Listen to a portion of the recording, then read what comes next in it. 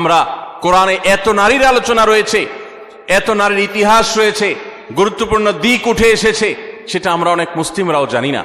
ভাইরা আমার, এর পাশাপাশি আল্লাহ রাব্বুল আলামিন কোরআনে কারিমে এমন কিছু নারীর উদাহরণ তুলে ধরেছেন যারা তাদের অবাধ্যতার কারণে, তাদের নাফরমানের কারণে, তাদের মন্দ স্বভাবের কারণে, তাদের কুফরির কারণে, তারা আল্লাহর অবাধ্য হওয়ার কারণে, তাদের খারাপ পথে চলে যাওয়ার কারণে তাদের করুণ পরিণতি আল্লাহর শাস্তির মুখোমুখি হতে হয়েছে, পৃথিবীর ইতিহাসে আস্থা করে নিক্ষিপ্ত হয়েছে। তাদের ইতিহাসও আল্লাহ তাআলা তুলে ধরেছেন শুধুমাত্র আমার মা বোনদের জন্য, ইমানদার মহিলাদের জন্য, তারা যেন সেখান থেকে শিক্ষা গ্রহণ করতে পারেন।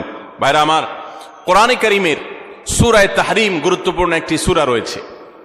এই সূরা তাহরিমের শেষ তিনটি আয়াত 10, 11 এবং 12, এই তিনটি আয়াতে আল্লাহ রাব্বুল আলামিন চারজন নারীর দৃষ্টান্ত দিয়েছেন। চারজন নারীর দৃষ্টান্ত দিয়েছেন। এই চার নারীর মধ্যে দুজন ছিলেন আল্লাহর প্রিয় বান্দী, দুজন ছিলেন আল্লাহ তাআলার অনুগত, দুজন ছিলেন আল্লাহর একান্ত বান্দী, আল্লাহর প্রিয় মানুষ। আর দুজন নারী ছিলেন এমন যারা আল্লাহর অবাধ্যতায় লিপ্ত হয়েছেন, যারা আল্লাহর নাফরমানি করেছেন, যারা আল্লাহর প্রতি